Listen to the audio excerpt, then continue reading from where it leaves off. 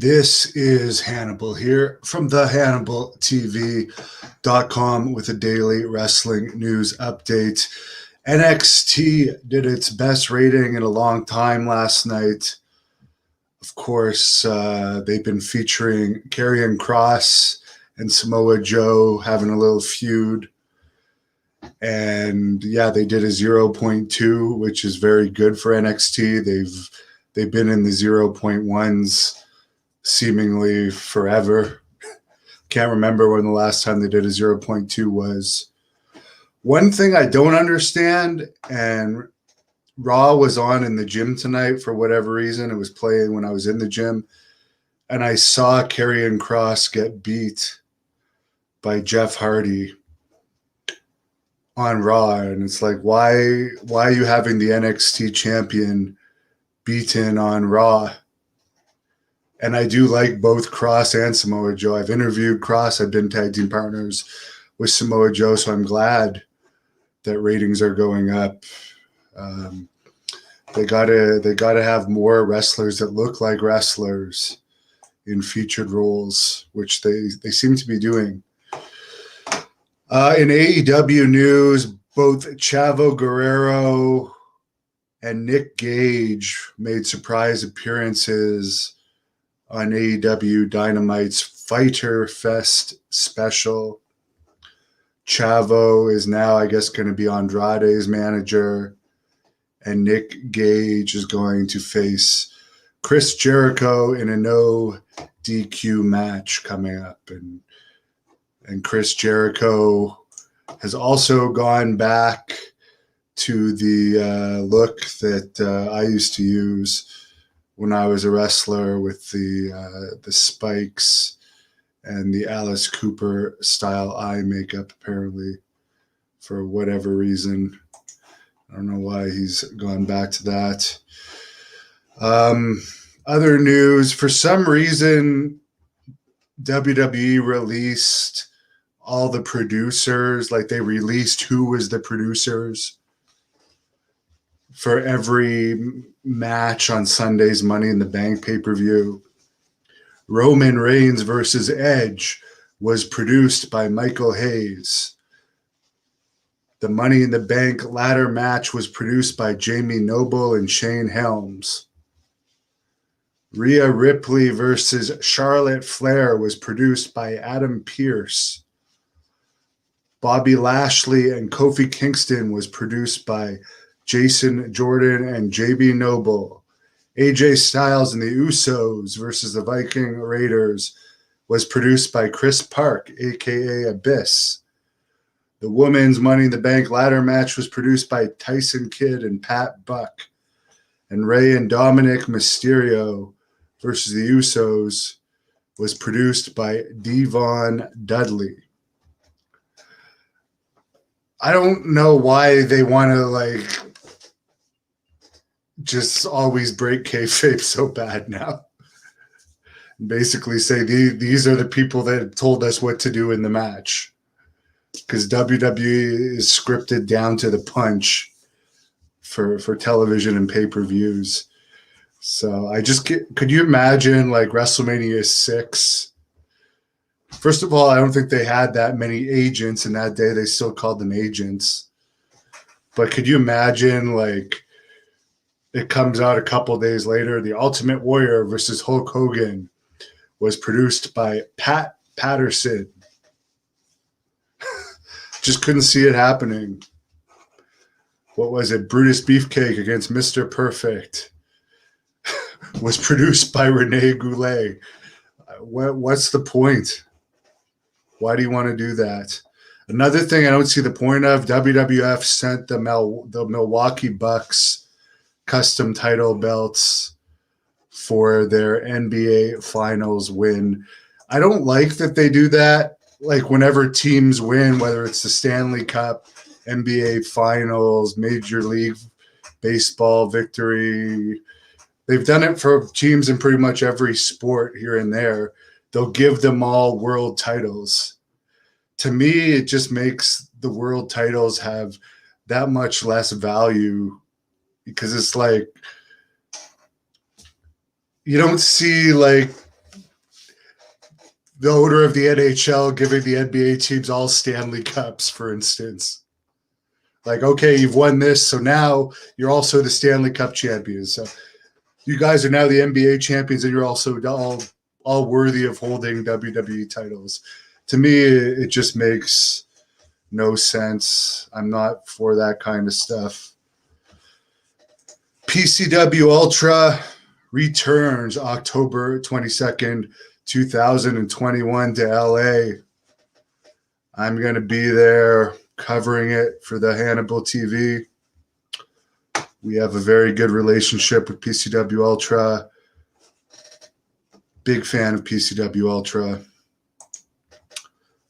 This new promotion in Philadelphia running at the ECW Arena, I'm also going to be covering this event. And it's going to be pretty interesting. Rob Van Dam's going to be there, Sabu, Matt Hardy, and a mystery guest, Brian Cage. The former Buddy Murphy is going to be there. His real name is Matthew Adams. Billy Gunn's going to be there. Raven with this mystery agent of the Apocalypse versus Little Guido. And there's going to be more to be announced. And then, of course, the Bruiser Brody Cup. Night 1, you're going to see the Blood Hunter, my favorite wrestler, managed by Blaze, taking on the franchise. Shane Douglas. I do know the Blood Hunter is going to be in action against a former NXT star Night 2, but it has yet to be announced. I was supposed to interview Sergeant Buddy Lee Parker, also known as Sarge today, by the way. And I have no idea why, but this is the third time he's no-showed an interview on me. And what I don't get is I've seen in the time I've been trying to get him to do an interview, he's done interviews with some podcasts that don't even get like 100 views. And I literally am the most popular shoot interviewer. And it seems like he's constantly no-showing. So he's rescheduled for Friday. I'm a WCW fan, and I would love to interview him. So this is why I'm dealing with it, but let's hope he actually does it on Friday. By the way, as you can see here with Piper, the evil Piper, that is the look that Chris Jericho has gone back to now. And I was doing it for wrestling in 2014 in the match where I defeated AJ Styles twice in one night when he was New Japan champion. I had that look long before Jericho started doing it. And he also gave Luther my Death Dealer nickname. So obviously he's been watching me for a while. Polar family is glad they dropped Vicky for Chavo in regards to Andrade. I'll be honest, I have nothing against Chavo, but he's boring. And I've posted a bunch of his matches on here, not just from World Class Pro Wrestling, where he wrestled a lot, and I think he will be back to wrestling for them here and there. Maybe, I don't know. But also from like a Montreal company he wrestled for, and he doesn't get hits. He doesn't get hits. I liked him the best when he had Pepe in WCW. Nathaniel, yes, hit that like button. And while you're at it, if you're not a subscriber, subscribe.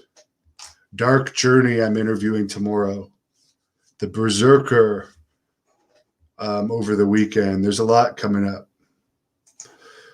Pola Burr, Nick Gage. Did I say it wrong? I don't know. I'm not a fan of that style of wrestling. Not a fan. I don't mind like hardcore wrestling if it's stuff that happens to be around the ring.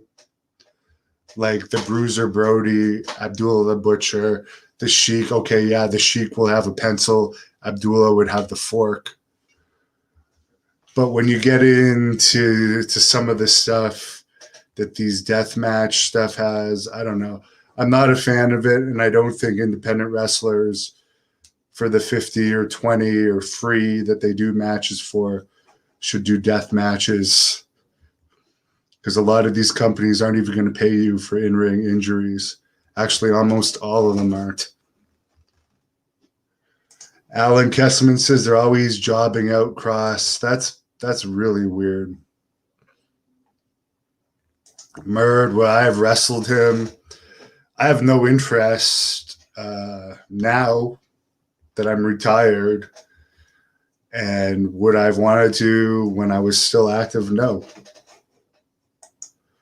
I like to wrestle the AJ Styleses of the world, the Al Snows of the world.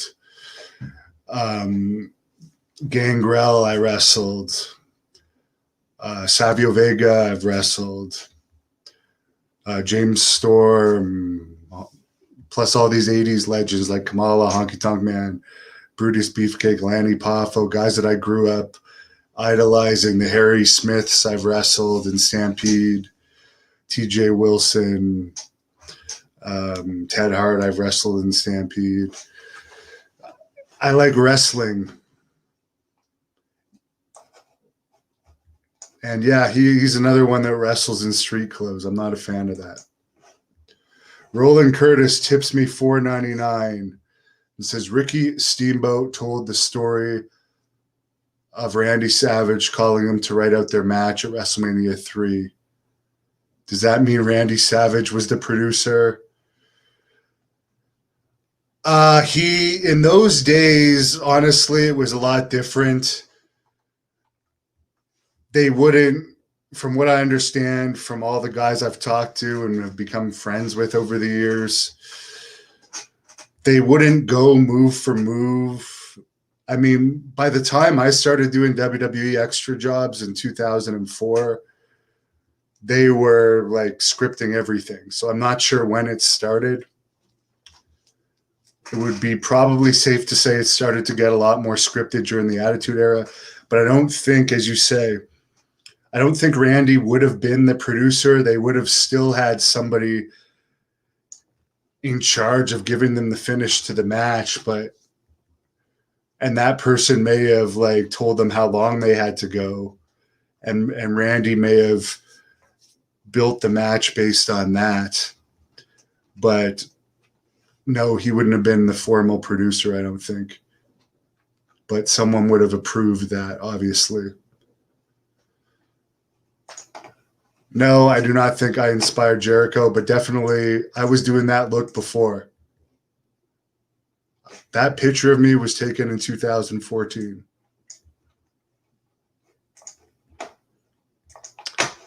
Kurt agrees. John says Chavo's stick and horse gimmick was kind of funny. Barlight Broker, Chavo was lucky to even wrestle professionally. It helps. It helps having a last name. That's why I think Jenny Santana, even though she's starting a little late, has potential to actually make it in wrestling because she's still a top athlete. She won the nationals in jiu-jitsu this year, and she has Tito's blood in her. So it makes a huge difference if you're second generation in wrestling. Lots more opportunities.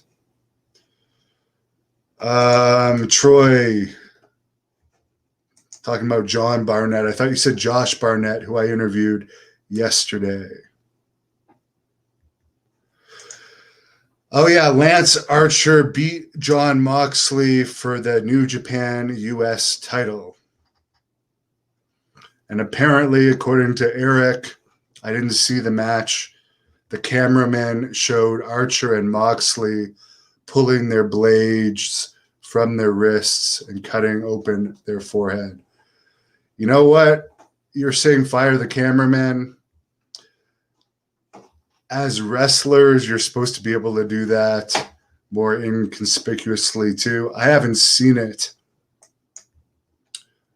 but who knows? Someone says death match wrestling is trash. Mike is looking forward to Dark Journey. Maria Davis saying hello. Patrick Carroll, Tony Khan is using the Eric Bischoff blueprint. They're sure hiring a hell of a lot of guys. And as I reported earlier today, apparently they've been in talks with CM Punk for a while now too. And with them having 3 shows in a row in Chicago, there are 2 TV tapings and a pay-per-view in Chicago coming up. I can definitely see they're going to try and sign Punk, but Punk, if you guys look at the event, if you search up Hannibal kicked out of a WWE event, I did a video back in 2012 where I was promoting my own Great North Wrestling event at a WWE show, and there was hardly anyone at the WWE show, and you can see that. And CM Punk was the main event that night. So take that for what it's worth. And that was during his supposed prime years in WWE. When will I make the Tough Enough video about all my Tough Enough stuff? One day. One day. Cecil is, I don't know if that's good or bad, what you're getting excited about CM Punk for. Glenn is also not a fan of death matches. David, I don't think Ric Flair will go to AEW because WWE will keep locking him up. What time is the interview with Dark Journey? It's at 11 p.m. However, the captain is setting it up, and he's late more often than not.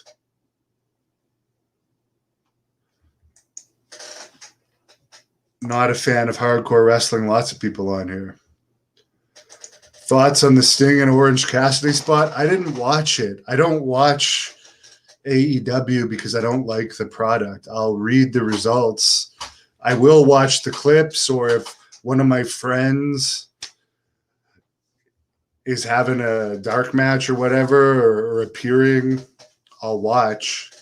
But as I said, the one guy I know, Ryan, and I'm Moonshine Mantell, Ryan Mantell, was used 3 weeks in a row on Dark. Each week he lost faster, not even going 2 minutes this week, and didn't even get one punch in this week.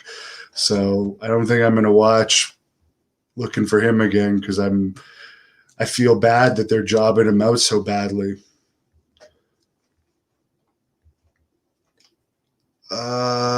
Lots of people did not like the Sting and Orange Cassidy.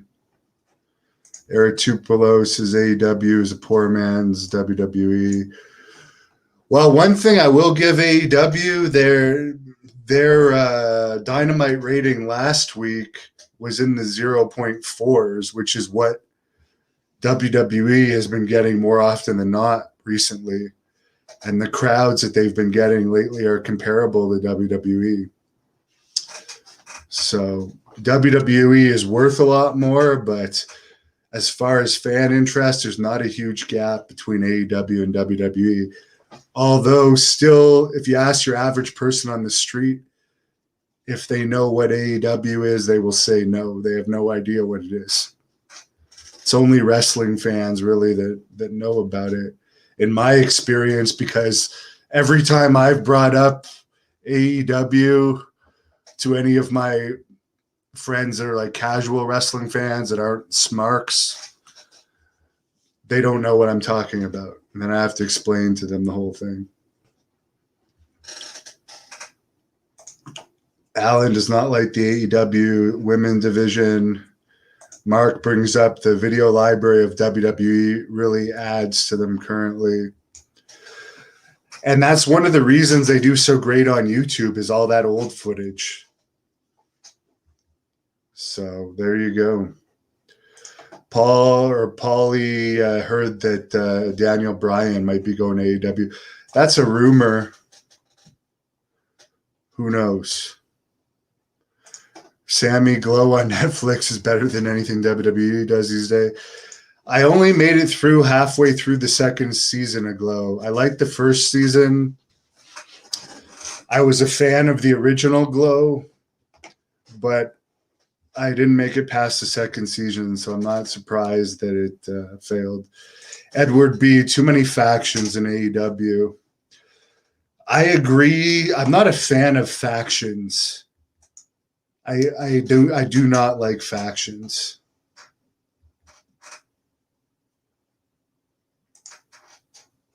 What about, I don't know what you mean, NWA Twitter, we're making fun of Chris Jericho. Who knows?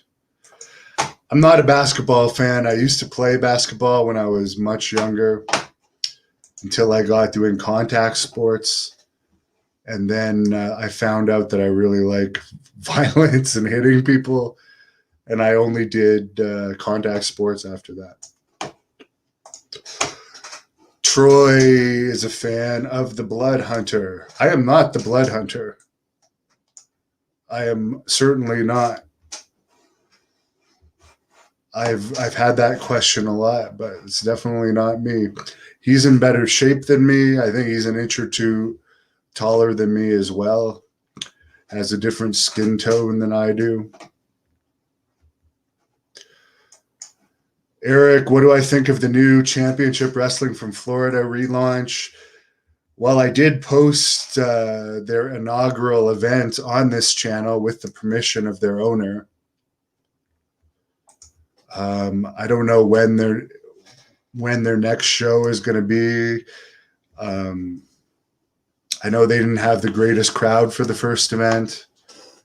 I hope they can build something. Florida's a tough market because there's already AEW, NXT, and NXT is going back on the road and tons of indies in Florida. So that's a tough market for sure. All right, folks. Mark has another point about Blood Hunter. He's also completely insane and needs a handler to even function at shows. That is true. He's always had either Kevin Sullivan with him, Selena De La Renta, there's rumors that she's not actually going to WWE now. I've heard from numerous sources. So who knows what's going to happen with her. Melina's come out with him before.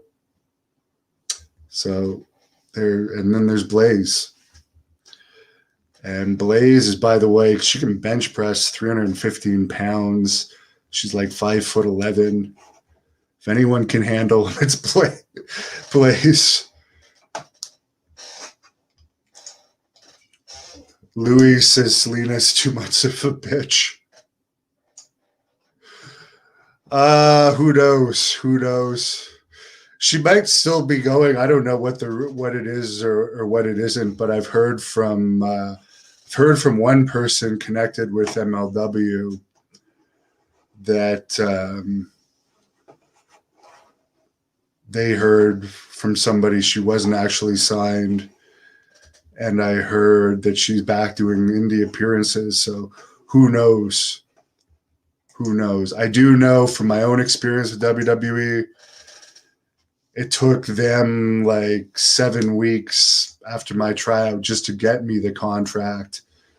And then it was like another 8 weeks before they even sent me to my medical. So the hiring process is long.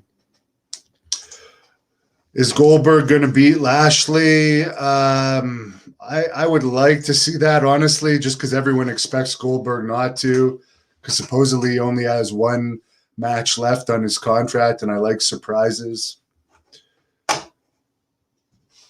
So, who knows? I'm going to call it a night, though. Thanks for all the questions. Thanks for the tips. I'm going to head out and run in a minute, just finishing my water. And subscribe. There's tons of good interviews coming up. And follow us on Instagram, Facebook, and Twitter at The Hannibal TV, particularly Facebook, where we stream all of our live streams now. Thank you for watching The Hannibal TV. Please like this video if you enjoyed it, and click the subscribe button to not miss any of our latest shoot interviews, match videos, or news updates. Support us on patreon.com for $1